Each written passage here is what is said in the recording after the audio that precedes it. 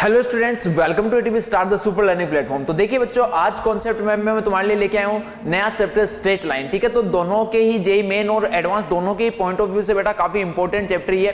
ठीक है, तो इसका एक क्विक सी समरी जो वो हम देखने वाले हैं, जो भी इसके की पॉइंट्स हैं, जो भी फॉर्मुलाज हैं, जो भी इंपॉर्टेंट बातें, वो सारी चीज। ओके बेटा, तो चलिए देखो स्टार्ट करते हैं। सबसे पहले अपने पास में बच्चों जो ट्रायंगल से रिलेटेड टर्म्स होते हैं उनके बारे में अच्छे से क्लैरिटी होनी चाहिए, क्योंकि ज्यादातर बहुत सी बार जो जेई मेन में इससे क्वेश्चन जो डायरेक्टली पूछा जा चुका है इन्हीं टर्म से रिलेटेड। तो देखो एक एक करके सारी टर्म्स देखते हैं बेटा। सबसे पहले अपने पास आता है सेंट्रोइड। तो सेंट्रोइड जो वो होता क्या, point of intersection of medians. ठीक है, मीडियंस का मतलब क्या हो गया कि जो ऑपोजिट साइड है उसके मिड पॉइंट से अगर वर्टेक्स को ज्वाइन करने वाली लाइन है तो उसको बेटा हम बोलते हैं मीडियंस। अब देखो इन सारे जो भी अपने पास में टर्म्स जो मैंने लिखे हैं सेंटेंस, इनके बारे में बच्चा कुछ एक इंपॉर्टेंट चीजें ये भी अपने को पता होनी चाहिए। तो सेकंड देखो अपने पास में क्या लिखा हमने कि ये जो अपने पास सेंट्रोइड होता है वो बेटा इस मीडियन को 2:1 में डिवाइड करता है। उसके बाद में देखो थर्ड पॉइंट, ये जो मैंने ऐसे लिखा है एक बॉक्स ऑफ जीएबी। तो बॉक्स ऑफ जीएबी का मतलब क्या है कि यहाँ पे ट्राइंगल जीएबी के एरिया को ये रिप्रेजेंट कर रहा है, बॉक्स ऑफ जीएबी। तो इसके अकॉर्डिंग हमने क्या बोला कि ट्राइंगल जीएबी, जीबीसी और जीएसी, इन तीनों ट्राइंगल्स का जो एरिया है वो हमेशा कैसा आएगा, सेम।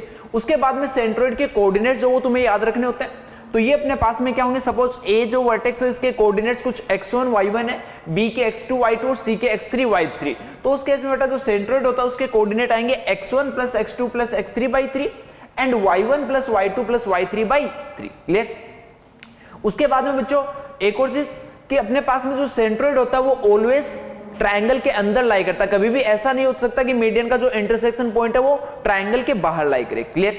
चलिए उसके बाद में देखो सेकंड है इन सेंटर। इसको जनरली हम कैपिटल आई से रिप्रेजेंट करते हैं और इसकी डेफिनेशन है point of intersection of internal angle bisector. एक ट्राइंगल है उसके तीनों एंगल्स का बच्चों जो पॉइंट ऑफ इंटरसेक्शन होगा एंगल बाइसेक्टर्स का, उसको बोलते हैं इन सेंटर। इसके लिए भी फिर देखो बेटा एक बड़ी इंपॉर्टेंट सी ये टर्म होती है, इसको बड़ा तुम्हें ध्यान से याद रखना होता है इसको, कि जो भी एक एंगल बाइसेक्टर है वो ऑपोजिट साइड को, एंगल बाइसेक्टर जो बच्चों ऑपोजिट साइड को रिमेनिंग टू साइड्स के रेशियो में डिवाइड करता है। देखो वही लिखा हुआ है BD upon CD is equals to AB upon AC। Clear. Next उसके बाद में इन सेंटर जो उसके भी तुम्हें कोऑर्डिनेट जो वो याद रखने होते हैं, ये क्या होते हैं AX1 plus BX2 plus CX3 divided by A plus B plus C and AY1 plus BY2 plus CY3 divided by A plus B plus C। Again बेटा इसके लिए भी हम ऐसा बोल सकते हैं कि इन सेंटर जो वो हमेशा ये ट्राइंगल के अंदर लाई करता है, कभी भी उससे बाहर लाई नहीं करेगा। नेक्स्ट बच्चों अपने पास में सेंटर ऑर्थो सेंटर, इसको जनरली कैपिटल L से रिप्रेजेंट किया जाता है। उसके बाद में देखो इसकी डेफिनेशन क्या होती है, point of intersection of altitudes of A triangle.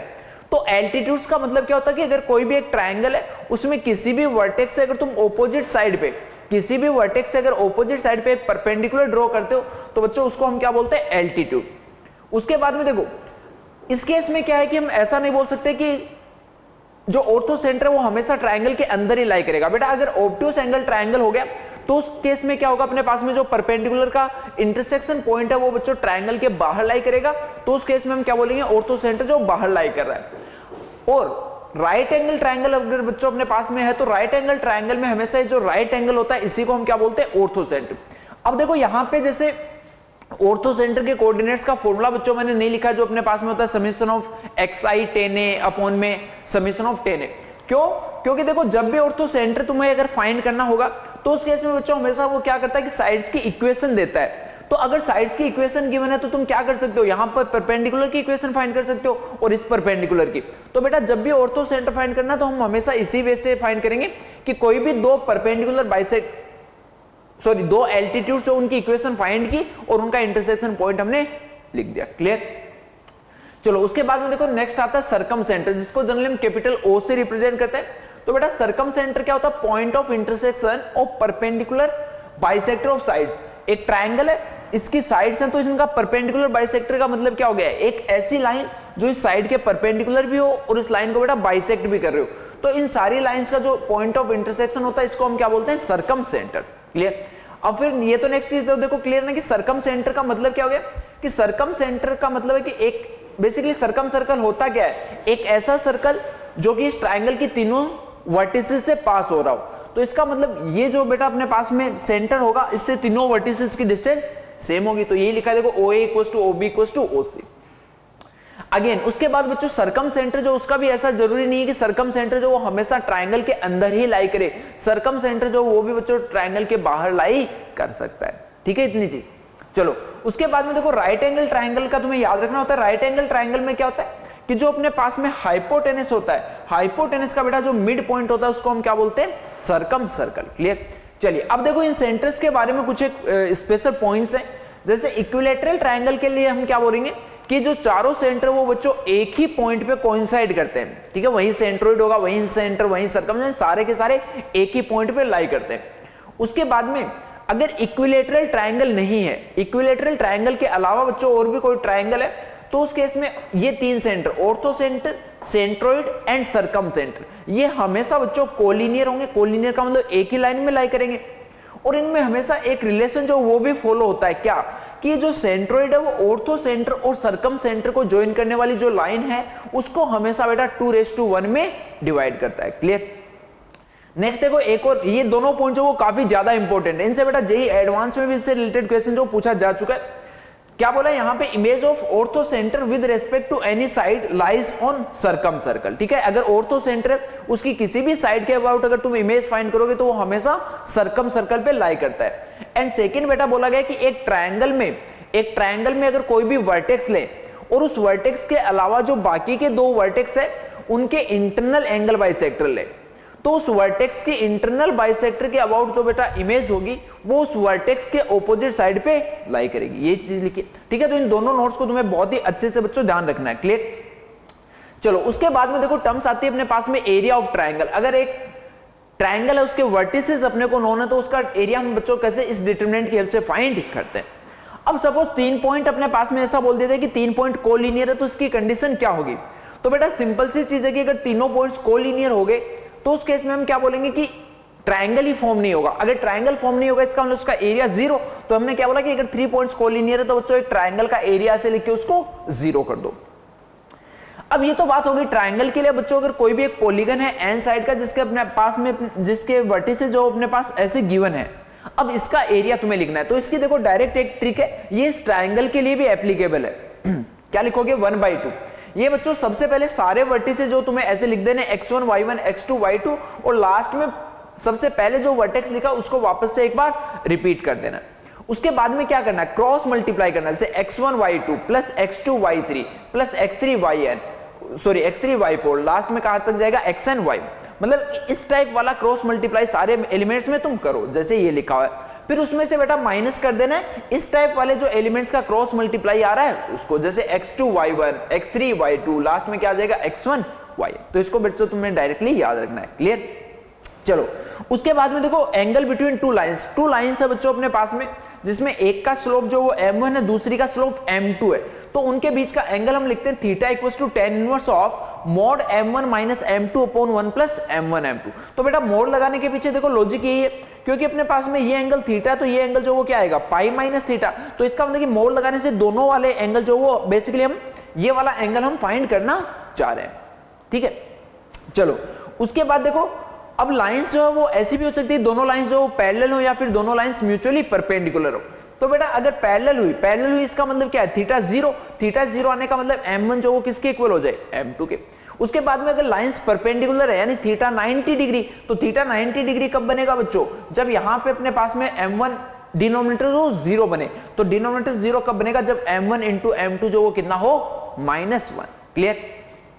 चलिए उसके बाद में देखो आती है अपने पास में इक्वेशन ऑफ लाइन। तो इक्वेशन ऑफ लाइन जो बच्चों अपने पास में डिफरेंट फॉर्म्स में होती है। तो क्या कंडीशन अपने को गिवन है उसके बेसिस पे हम अप्लाई करते हैं। जैसे सपोज एक लाइन की तुम्हें बेटा इक्वेशन लिखनी है और उसमें एक पॉइंट गिवन है और उस लाइन का स्लोप गिवन है, तो उस केस में हम लाइन की इक्वेशन लिखेंगे y minus y1 equals to m into x minus x1।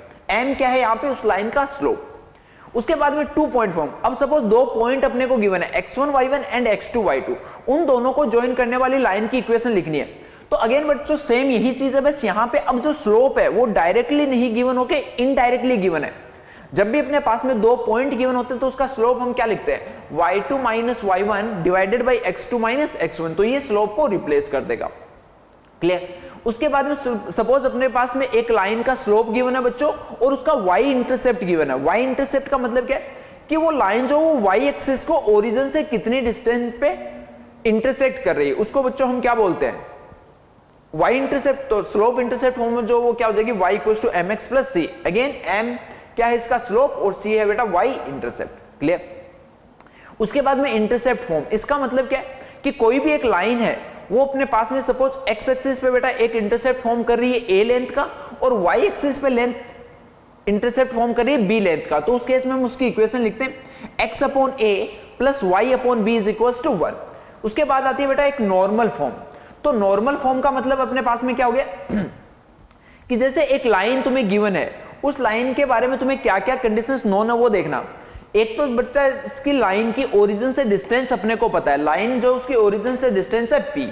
साथ ही साथ में अगर यहां से ओरिजिन से लाइन पे परपेंडिकुलर ड्रॉ करें, ध्यान से समझना, ओरिजिन से अगर तुम लाइन पे परपेंडिकुलर ड्रॉ करते हो तो ये परपेंडिकुलर वाली जो लाइन है वो x एक्सिस के साथ अल्फा एंगल फॉर्म कर रही है। तो उस केस में बच्चों इक्वेशन क्या होगी, x cos alpha plus y sin alpha is equals to p। उसके बाद में नेक्स्ट देखो पैरामीट्रिक फॉर्म। पैरामीट्रिक फॉर्म का मतलब क्या होगा कि अपने पास में अगर कोई भी एक लाइन है उस पे एक पॉइंट नोन है x1, y1 और उस लाइन का स्लोप बच्चों तुम्हें पता है। तो देखो वैसे उस लाइन की अगर इक्वेशन लिखनी है तो वो डायरेक्टली लिख सकते हो, बट हम क्या कर रहे हैं कि एक लाइन पे एक पॉइंट नोन है, उस लाइन का स्लोप पता है, तो उस पॉइंट से अगर r डिस्टेंस पे बच्चों एक दूसरा पॉइंट है तो उस पॉइंट के कोऑर्डिनेट्स हम कैसे फाइंड करें, उसके लिए यूज करते हैं। ये काफी इंपॉर्टेंट फॉर्म होती है बेटा। तो इसके लिए देखो x1 y1 नॉन था और ये पॉइंट x, y जो वो अपने को फाइंड करना था, तो हमने क्या लिखा, x minus x1 upon cos theta equals to y minus y1 upon sin theta equals to plus minus r। ये प्लस माइनस r लेने के पीछे बेटा क्या लॉजिक है, ये देखो ऐसा भी तो हो सकता है कि जो पॉइंट x1 x, y है वो x1 y1 के इस साइड भी हो सकता है, तो इस साइड होगा तब अपने पास में ये r जो उस r के साथ साइन कैसा ले लेंगे, नेगेटिव। क्लियर। चलो उसके बाद में देखो आती है इसकी जनरल फॉर्म। तो जनरल फॉर्म का मतलब बेटा हो गया कि अपने पास में वेरिएबल, दो वेरिएबल में इक्वेशन है x और y में लीनियर, तो वो किसको रिप्रेजेंट करती है, एक स्ट्रेट लाइन को। तो इसकी जनरल इक्वेशन आ गई ax plus by plus c is equals to 0। साथ ही साथ में बच्चों इस लाइन का जो स्लोप होता है, स्लोप देखो यहाँ पे थोड़ा सा ये इसको सही कर लेना, स्लोप जो वो क्या होगा अपने पास में माइनस a अपॉन b, यानी minus times of coefficient of x divided by coefficient of y। उसके बाद बच्चों देखो अगर दो स्ट्रेट लाइन अपने को गिवन है और उन दो स्ट्रेट लाइन की इक्वेशन जो जनरल फॉर्म में इस टाइप से गिवन है, a1x plus b1y plus c1 equals to 0 and a2x plus b2y plus c2 is equals to 0। तो सबसे पहली बात आती है बच्चों उनके बीच का एंगल थीटा। तो देखो थीटा वापस सेम ऐसे फाइंड करेंगे जैसे यहां पे हमने इन लाइंस के बीच में फाइंड किया था, बस अब यहां पे जो स्लोप फर्स्ट लाइन जो उसका स्लोप बच्चों क्या होगा, minus a1 upon b1, second line का slope minus a2 upon b2। तो वापस से सेम वही फॉर्मूला हम अप्लाई करेंगे, theta equals to tan inverse of m1 minus m2 upon 1 plus m1 m2। और बेटा m1 m2 की वैल्यू यहां पुट कर दोगे तो डायरेक्टली ये तुम्हारे पास फॉर्मूला आ जाएगा। अब इसके बेसिस पे बच्चों ये जो दोनों लाइन L1 और L2 है इनके बीच में देखो क्या क्या पॉसिबिलिटी है। अगर ये दोनों लाइन से पैरेलल हुई इसका मतलब थीटा 0 होना चाहिए। थीटा 0 होने का मतलब कि a1 upon a2 equals to b1 upon b2। इसका मतलब कि बच्चों x और y के जो कोफिशिएंट्स है उनका रेशियो सेम आना चाहिए, बट साथ में इस चीज का ध्यान रखना कि जो c1 अपॉन c2 है वो इनके इक्वल नहीं होना चाहिए। ठीक है नीचे चलो उसके बाद में अगर मान लो कि दोनों लाइंस परपेंडिकुलर है तो बेटा परपेंडिकुलर कब होती है, जब डिनोमिनेटर वाला पार्ट 0 हो, और डिनोमिनेटर वाला पार्ट 0 का मतलब a1 a2 plus b1 b2 equals to 0। तो अगर तुम्हें कहीं पे भी बोला गया कि दो लाइंस हो परपेंडिकुलर तो डायरेक्टली बेटा ये कंडीशन तुम अप्लाई कर दोगे। ठीक है उसके बाद में देखो जब अपने पास में वो दोनों लाइन जो वो कोइंसाइड कर रही है, एक लाइन के ऊपर ही दूसरी लाइन है, तो उस केस में बच्चों a1 upon a2 equals to b1 upon b2, और इस वाले केस में क्या होगा कि जो कांस्टेंट टर्म्स है उनका रेशियो भी इन्हीं दोनों के इक्वल आएगा। ठीक है चलो उसके बाद में देखो ट्रांसफॉर्मेशन ऑफ एक्सिस, यानी x एक्सिस और y एक्सिस को बेटा ट्रांसफॉर्म करना है। अब ये ट्रांसफॉर्म देखो दो टाइप से हो सकता है। फर्स्ट है अपने पास में शिफ्टिंग ऑफ ओरिजिन, जैसे ये एक्सिस है तो बेटा इन एक्सिस को हमने ऐसे शिफ्ट कर दिया, लेकिन एक्सिस जो उनको रोटेट नहीं कराया, ध्यान से समझना, सिर्फ ओरिजिन जो उसको शिफ्ट कराया। जैसे कि अगर अपने पास पहले ऐसे एक्सिस थी तो अब अपने पास में अगर ये ओरिजिन यहां पे था तो इस ओरिजिन को हमने यहां पे शिफ्ट कर दिया किसी पॉइंट h, k पे। तो बेसिकली अपने पास में करना क्या होता है कि कोई भी ट्रांसफॉर्मेशन हम कर रहे हैं तो उसके बाद में अपने को चेक करना है बेटा कि जो फर्स्ट पहले ओल्ड सिस्टम में जो पॉइंट था और अब जो न्यू सिस्टम में पॉइंट है उनके कोऑर्डिनेट्स में क्या रिलेशन है। तो यहाँ पे मैंने क्या बोला कि स्मॉल x और y जो वो ओल्ड सिस्टम में कोऑर्डिनेट्स थे किसी पॉइंट के, और न्यू सिस्टम में उस पॉइंट के कोऑर्डिनेट्स है अपने पास capital X and capital Y। तो इस केस में बेटा कैपिटल X है उसको डायरेक्टली याद रखो x minus h and capital Y equals to y minus के।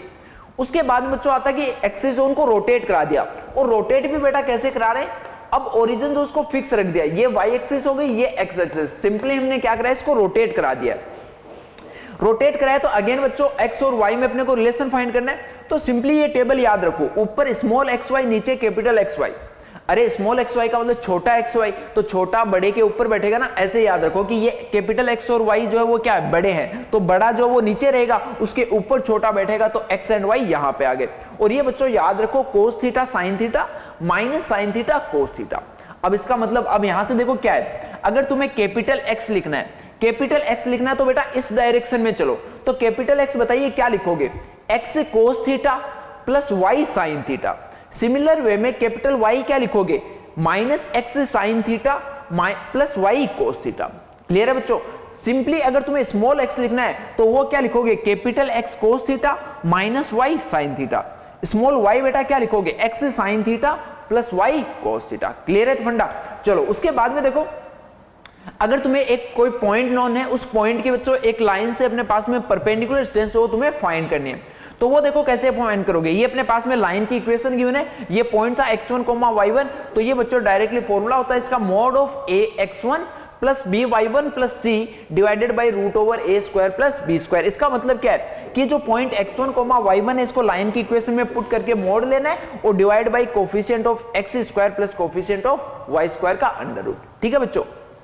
चलिए साथ ही साथ में बच्चों देखो यहां से अगर हमने परपेंडिकुलर ड्रॉ किया तो ये जो पॉइंट M है ये क्या है, फुट ऑफ परपेंडिकुलर है, तो इस फुट ऑफ परपेंडिकुलर के कोऑर्डिनेट्स फाइंड करने के लिए अपने पास में क्या करना होता है, x minus x1 by a equals to y minus y1 upon b equals to minus times of ax1 plus by1 plus c upon root over a square plus b square. तो बेटा यहां पे देखो ये रूट नहीं आएगा ना, इसको रूट को हटा लेना, अपॉन में क्या है simply a square plus b square. Okay चलो उसके बाद में देखो डिस्टेंस बिटवीन पैरेलल लाइंस, तो अगर कोई भी दो पैरेलल लाइन इसका मतलब एक्स वाई का कोफिशिएंट तो सेम रहेगा, चेंज बेटा किस में आएगा, कांस्टेंट टर्म में। तो यहाँ पे देखो c1 है, यहाँ पे c2, तो सिंपली अगर इन दोनों के बीच की जो डिस्टेंस है वो बच्चों क्या होगी, always mod of c1 minus c2 divided by root over a square plus b square. Clear funda. चलो उसके बाद में देखो एक पॉइंट जो उसकी एक लाइन के अबाउट बेटा इमेज हो कैसे फाइंड करेंगे, तो उसका भी फॉर्मूला देखो डायरेक्टली ये लिखा हुआ, इस फॉर्मूले का यूज करना और उसकी इमेज तुम्हें फाइंड कर देनी है। ठीक है, तो पहली चीज तो देखो फॉर्मूला वैसे तो याद रहना ही चाहिए क्योंकि बहुत ही टाइम सेविंग है। अगर फॉर्मूला इन केस याद भी नहीं रहता है तो क्या करोगे बच्चों, ये अगर तुम्हें इस पॉइंट की इमेज फाइंड करनी है इस लाइन के अबाउट, तो देखो इमेज का मतलब क्या है, पहली चीज तो इन दोनों पॉइंट को ज्वाइन करने वाली जो लाइन है वो अपने पास में क्या होगी, इस लाइन के परपेंडिकुलर होगी। तो एक कंडीशन बेटा परपेंडिकुलर की लगा दो, यानी दोनों के स्लोप का प्रोडक्ट -1। दूसरी ये अपने पास में ये इसका मिड पॉइंट जो है, इन दोनों पॉइंट्स का इमेज और इस ओरिजिनल पॉइंट का जो मिड पॉइंट है वो बच्चों इस लाइन पे लाई करेगा। एक कंडीशन ये अप्लाई कर दो तो वहां से भी तुम निकाल सकते हो, बट वो काफी टाइम टेकिंग होगा, तो बेटर होगा कि तुम बच्चों डायरेक्टली इसका फॉर्मूला जो याद रखो। ओके चलो उसके बाद में देखो एक इंपॉर्टेंट पार्ट आता है इक्वेशन ऑफ एंगल बाइसेक्टर। दो एंगल बाइसेक्टर अगर अपने पास में है, सॉरी दो लाइंस अगर अपने पास में, तो उनका एंगल बाइसेक्टर जो हम कैसे लिखेंगे, तो बेटा ये देखो क्लियरली दो लाइंस लिखी हुई है, तो ये अपने पास में इनके एंगल बाइसेक्टर की इक्वेशन होती है। यानी सिंपली क्या करो, दोनों इक्वेशन को ही उनके coefficient of x square plus coefficient of y square के रूट से डिवाइड कर दो और दोनों साइड प्लस माइनस लिख दो। अब ये प्लस माइनस क्या है, इसके पीछे भी लॉजिक समझना। उससे पहले बेटा जो एंगल बाइसेक्टर है वो ऑलवेज म्यूचुअली परपेंडिकुलर होता है। इसका मतलब क्या है कि जैसे ये दो लाइंस अपने पास है, इन दो लाइंस का बेटा एक एंगल बाइसेक्टर जो वो ये होगा और दूसरा एंगल बाइसेक्टर जो वो ये होगा, तो ये क्या बोला गया कि ये दोनों एंगल बाइसेक्टर जो वो आपस में क्या होते हैं, परपेंडिकुलर होते हैं। अब देखो बेटा अगर ये दो लाइंस अपने पास हैं तो इनका जो एक एंगल बाइसेक्टर वो एक्यूट एंगल बाइसेक्टर होगा और दूसरा ऑब्ट्यूस एंगल बाइसेक्टर होगा। तो इस चीज को हम कैसे डिफरेंशिएट करें कि प्लस लेने पे एक्यूट आएगा या प्लस लेने पे ऑब्ट्यूस आएगा, तो इसके लिए बेटा सिंपल सा एक फंडा है, जैसे ही एंगल बाइसेक्टर का क्वेश्चन आता है सबसे पहले तुम इस टर्म को फाइंड कर लो, किसको, a1 a2 plus b1 b2 को। कुछ नहीं बच्चों, काफी जगह वहां पे तुम्हें गिवन होगा कि कांस्टेंट टर्म अपने पास में सी, उसको पॉजिटिव बनाओ नेगेटिव, बट कुछ नहीं करना तुम्हें, सिंपली जैसी इक्वेशन जिस फॉर्मेट में गिवन है उनका a1 a2 plus b1 b2 बेटा तुम फाइंड कर लो। अगर वो फाइंड करने पे पॉजिटिव आ रहा है, इसका मतलब बेटा पॉजिटिव लेने पे ऑब्ट्यूस आएगा, नेगेटिव लेने पे एक्यूट, यानी a1 a2 plus b1 b2 का जो साइन होगा सेम वही साइन लेने पे तुम्हें कौन सा एंगल बाइसेक्टर मिलेगा, ऑब्ट्यूस। इतना याद रखो बस कि a1 a2 plus b1 b2 का जो साइन होगा वही साइन लेने पे बच्चों तुम्हें ऑब्ट्यूस एंगल बाइसेक्टर जो मिलने वाला है। तो ऑब्वियस सी बात है कि जो दूसरा साइन होगा वो किसको देगा, एक्यूट को। क्लियर। उसके बाद में बेटा एक टर्म और आती है अपने पास में, कई बार ऐसा बोला जाता है कि इस पॉइंट को कंटेन करने वाला एंगल बाइसेक्टर जो फाइंड करो। तो पॉइंट को कंटेन करने वाला एंगल बाइसेक्टर, सपोज अपने पास में पॉइंट P जो है उसको कंटेन करने वाला एंगल बाइसेक्टर फाइंड करना है, यानी पॉइंट P के कोऑर्डिनेट्स अपने को गिवन है। तो ऐसे केस में बच्चों फंडा क्या होता है, क्या करना होता है तुम्हें, उस पॉइंट को दोनों लाइंस में पुट कर दो। जिस भी पॉइंट को कंटेन करने वाले एंगल बाइसेक्टर की बात कर रहे हैं उस पॉइंट को दोनों लाइंस की इक्वेशन में पुट कर दो और वहां से प्रोडक्ट देखो बेटा पॉजिटिव आ रहा है या नेगेटिव आ रहा है। ठीक है, वहां से तुम्हें देखना है कि पॉजिटिव आ रहा है या नेगेटिव, तो उसका जो साइन आए उस पॉइंट को रखने पे दोनों लाइंस में प्रोडक्ट का जो साइन आए सेम वही साइन जो तुम्हें एंगल बाइसेक्टर का लेना है। जैसे बच्चों ये पॉइंट P जो वो इस लाइन में डाला, इस लाइन में डाला और दोनों का प्रोडक्ट हमने देखा नेगेटिव आ गया, तो इसका मतलब कि इस पॉइंट को कंटेन करने वाले एंगल बाइसेक्टर के लिए यहाँ पे कौन सा साइन तुम्हें लेना पड़ेगा, नेगेटिव साइन जो बच्चों लेना पड़ेगा। ठीक है, चलिए उसके बाद में बच्चों देखो नेक्स्ट टर्म आती है अपने पास में एरिया ऑफ पैरेललोग्राम। ठीक है, ये एक पैरेललोग्राम है, इसकी चारों साइड्स अगर तुम्हें गिवन है, चारों साइड्स गिवन है, तो उस केस में अपने पास में एरिया जो डायरेक्टली क्या होगा, mod of C1 minus C2। इसका मतलब क्या है, पैरेलल लाइंस के जो कांस्टेंट टर्म्स है उनका डिफरेंस इनटू में D1 minus D2 divide by आता है बेटा root over mod of A1 B2 minus A2 B1। तो ये फॉर्मूला जो वो भी काफी यूजफुल फॉर्मूला होता है, डायरेक्टली इसको याद रखो। क्लियर। उसके बाद बच्चों एक आता है family of lines. Family of lines का मतलब बेसिकली क्या होगा कि बहुत सारी लाइंस है अपने पास में, वो किसी एक ही पॉइंट से पास हो रही है, यानी वो एक ही प्रॉपर्टी को फॉलो करी कि वो इस पॉइंट से पास हो रही है। तो उस टाइप के अपने पास में बच्चों लाइन की इक्वेशन होती है, उसको हम लिखते हैं L1 plus lambda L2 equals to 0। अब ये जो family of lines L1 plus lambda L2 equals to 0 है, इसके बारे में बच्चों खास बात क्या है कि ये हमेशा किसी एक पॉइंट से पास हो रही होंगी, यानी एक पॉइंट पे कॉन्ग्रेंट लाइंस है। तो एक पॉइंट से अगर बच्चों ये हमेशा अपने पास में अगर पास हो रही है, तो इस केस में ये पॉइंट अपने पास में कैसे फाइंड है, तो ये पॉइंट फाइंड करने के लिए बच्चों अपने को क्या करना होता है, L1 और L2 को साइमल्टेनियसली सोल्व करो। देखो यही लिखा हुआ अपने पास में कि always passes through point of intersection. ये क्रॉस का मतलब बच्चों क्या है, point of intersection of L1 and L2 equals to 0। Clear बेटा। तो ये देखो अपने पास में यहाँ पे लाइंस तक की बात होगी बच्चा स्ट्रेट लाइन की। चलिए अब इसके बाद में देखते हैं कुछ एक अपने पास में पेयर ऑफ स्ट्रेट लाइन जो उसके बारे में भी फटाफट से देख लेते हैं कि उसके अंदर कौन कौन सी टर्म्स जो है वो होती है। ओके बेटा, तो देखो बच्चों यहाँ पे अपने पास में पेयर ऑफ स्ट्रेट लाइन की जो अपने पास में सबसे पहले तो एक 2 डिग्री की जो जनरल इक्वेशन होती है वो बच्चों क्या होती है, ax square plus 2hxy plus by square plus 2gx plus 2fy plus c equals to 0। तो सबसे पहले तो देखो ये पेयर ऑफ स्ट्रेट लाइन को कब रिप्रेजेंट करेगी, इसका मतलब क्या है कि ये बच्चों अपने पास में लीनियर फैक्टराइज होना चाहिए। फैक्टराइज होने का मतलब क्या है कि इसका डेल्टा जो वो 0 आना चाहिए, और डेल्टा का मतलब यहाँ पे देखो लिखा हुआ है abc plus 2fgh minus af square minus bg square minus c square is equals to 0। Clear बेटा। उसके बाद में देखो अपने पास में एक होती है होमोजीनियस इक्वेशन। होमोजीनियस इक्वेशन का मतलब बच्चों क्या है कि अपने पास में वहां पे डिग्री जो सेम रहनी चाहिए। तो डिग्री सेम, यहां तक देखो डिग्री हर एक टर्म की सेम है, डिग्री जो 2 आ रही है, इसका मतलब ये पार्ट जो 0 आ गया। अब देखो क्लियरली दिख रहा है कि ये अपने पास में जो एक पेयर ऑफ स्ट्रेट लाइन है वो कैसी पेयर ऑफ स्ट्रेट लाइन है बच्चों, ओरिजिन से पास होने वाली पेयर ऑफ स्ट्रेट लाइन जो अपने पास लिखी हुई है। ठीक है, तो ये पेयर ऑफ स्ट्रेट लाइन जो वो ओरिजिन से पास होगी। अब ज्यादातर इसी के बारे में हम देखो कुछ एक चीजें करते हैं, जैसे यहां से जो पेयर ऑफ स्ट्रेट लाइन है इसका हमने कितनी लाइंस है, 2 लाइंस। तो उन 2 लाइंस का स्लोप बेटा हमने मान लिया m1 एंड m2। तो पहली चीज तो देखो m1 प्लस m2 जो वो यहां से आता है माइनस 2h अपॉन b। कैसे आता है, इस इक्वेशन को x स्क्वायर से डिवाइड कर दो और जो y बाई x है उसको m रख दो, क्योंकि बेटा स्लोप क्या होता है, y बाई x ही तो होता है। तो जो सम ऑफ इसका रूट्स आएगा m1 plus m2 that will be minus 2h upon b and product of roots will be a upon b। ठीक है, चलिए उसके बाद में देखो बच्चों equation angle between pair of straight lines, ये अपने पास में पेयर ऑफ स्ट्रेट लाइन की तुम्हें इक्वेशन गिवन है, तो उन दोनों पेयर ऑफ स्ट्रेट लाइन के बीच का एंगल क्या होगा, तो वो एंगल बेटा तुम डायरेक्टली याद रख सकते हो 2 root of h square minus ab upon a plus b। अब देखो यहां से सारी चीजें क्लियर, इजीली तुम खुद से लिख सकते हो कि अगर वो दोनों लाइंस बेटा परपेंडिकुलर है यानी a plus b must be 0, अगर वो दोनों लाइन बेटा कोइंसाइड कर रही है तो उस केस में तुम क्या बोलोगे, h square is equals to a b. ठीक है, दोनों लाइन पैरेलल तो कभी हो नहीं सकती, क्यों, क्योंकि दोनों ही अपने पास में क्या ओरिजिन से पास हो रही है, तो बेटा ओरिजिन से पास होने वाली जो लाइंस है वो तो क्या हो सकती है, कोइंसाइड कर सकती है। तो कोइंसाइड कब करेगी, जब एंगल 0 होगा, और एंगल 0 कब होगा, जब एच स्क्वायर इक्वल्स टू क्या हो, ए बी। तो ये डायरेक्टली कंडीशंस हो गई।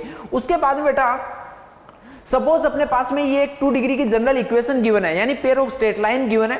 अब उस पेयर ऑफ स्ट्रेट लाइन से तुम्हें जो दो लाइंस आने वाली है उन दोनों लाइन को बेटा सेपरेट करना है। तो वो सेपरेट देखो हम कैसे करते हैं। सबसे पहले ये जो इतना पार्ट है x square plus 2hxy plus by square, इसको 0 के इक्वल करके बेटा इसको तुम सेपरेट कर लो, या ऐसा बोले इसको फैक्टराइज कर लो। इसको तो फैक्टराइज कर सकते हैं इजीली ना, एक्स में क्वाड्रेटिक लिखी हुई है या फिर मिडिल टर्म को स्प्लिट करके कैसे भी तुम इसको सोल्व कर सकते हो। अब वहां से जो दो लाइन आएंगी वो बेटा ओरिजिन से पास होने वाली लाइन इस टाइप से कुछ आएंगी, suppose L1x plus M1y equals to 0 और यहां से L2x plus M2y is equals to 0, इस टाइप से दो लाइंस आ गई। अब यहां से तुम्हें क्या करना है बच्चों, दोनों लाइन के अंदर एक एक कांस्टेंट जो वो ऐड कर देना है। जैसे यहां पे N1 ऐड कर दिया, यहां पे N2, और दोनों को मल्टीप्लाई कर दो। अब क्या है कि इन दोनों लाइंस का जो प्रोडक्ट है वो अपने पास में बेटा जो ओरिजिनल इक्वेशन गिवन थी उसके इक्वल आना चाहिए। इसका मतलब है कि अब इसके बाद में तुम्हें N1 और N2 फाइंड करने के लिए बेटा क्या करना पड़ेगा, compare coefficient of x and y। ये बच्चों N1 और N2 जो हमने अपनी तरफ से कांस्टेंट लेट किए उनको फाइंड करने के लिए क्या करना पड़ेगा तुम्हें, इसको इन दोनों लाइंस का प्रोडक्ट करके जो लेफ्ट हैंड साइड में जो दूसरी लाइन है उनमें बच्चों x और y के कोफिशिएंट्स को कंपेयर कर दो। ठीक है, उसके बाद में देखो बच्चों एक और काफी इंपॉर्टेंट टर्म आती है होमोजेनाइजेशन। होमोजेनाइजेशन का मतलब क्या होता है कि एक कर्व अपने पास है, इस कर्व को देखो एक ही स्ट्रेट लाइन जो वो इंटरसेक्ट कर रही है, तो इनके जो पॉइंट ऑफ इंटरसेक्शन है उनको ओरिजिन से ज्वाइन करने वाली जो पेयर ऑफ स्ट्रेट लाइन है उसकी इक्वेशन हम कैसे लिखते हैं। तो वो बेटा देखो आसान है। होमोजेनाइजेशन का मतलब देखो नाम से समझ में आना चाहिए कि डिग्री जो वो हर जगह सेम होनी चाहिए। बट अगर ये एक सेकंड डिग्री का कर्व है तो बेटा उसकी इक्वेशन ऐसी आएगी। अब यहां तक तो देखो सारी टर्म्स की डिग्री 2 है, तो यहां बट यहां पे देखो x के साथ x की डिग्री 1, यहां पे y की डिग्री 1, यहां पे c के साथ कोई डिग्री नहीं है ना। तो अब इसको होमोजेनाइज कैसे करें हम, तो उसके लिए बच्चों सिंपली क्या होगा कि यहां से तुम 1 की वैल्यू पहले फाइंड करो। तो 1 की वैल्यू को देखो क्या लिख सकते हो, minus LX plus My divided by, और ये बेटा यहां पे पुट कर दो। जैसे x के साथ में ऐसा बांध सकते हैं कि हम इनटू में 1 लिखा हुआ है, y के साथ में इनटू में 1 लिखा हुआ है। तो बेटा जब 1 की वैल्यू तुम ये सब्स्टिट्यूट करोगे तो ये देखो अपने आप ही कैसा बन गया, 2 डिग्री का बन गया। सिमिलर वे में जो c है उसको बच्चों तुम 1 स्क्वायर से मल्टीप्लाई कर दो, तो जब 1 स्क्वायर की वैल्यू यहां पे क्या डालोगे, minus LX plus My divided by n का होल स्क्वायर। ठीक है, लास्ट पार्ट है बेटा, अगर तुम्हारे पास में इस टाइप से ये इक्वेशन लिखिए ओरिजिन से पास होने वाली पेयर ऑफ स्ट्रेट लाइन, इसका तुम्हें अगर एंगल बाइसेक्टर लिखना तो वो डायरेक्टली फॉर्मूला से लिख सकते हो, x square minus y square upon a minus b equals to x y upon h. अगर फॉर्मूला याद नहीं याद होता तो बेटा दूसरा वे अपने पास में क्या है कि इन दोनों लाइंस को तुम सेपरेट कर लो, पहले दोनों लाइंस की अलग अलग इक्वेशन फाइंड कर लो, उसके बाद में जो स्ट्रेट लाइन में जो मेथड था अपने पास में एंगल बाइसेक्टर का उसको अप्लाई कर दो। ठीक है बेटा, तो ये देखो बच्चों एक क्विकली हमने इसका रिवीजन कर लिया। तो जिस बच्चे ने पहले अच्छे से पढ़ा हो उसके लिए बेटा ये काफी बेनिफिशियल जो है वो लास्ट टाइम में होने वाला है। ठीक है बेटा, तो बाकी भी अगर तुम्हें और भी किसी चैप्टर के किस चैप्टर की ज्यादा रिक्वायरमेंट है कॉन्सेप्ट मैप की, वो बच्चों तुम कमेंट करके बता सकते हो। ठीक है बच्चों, तो चलिए फिर जल्दी मिलते हैं नेक्स्ट सेशन में।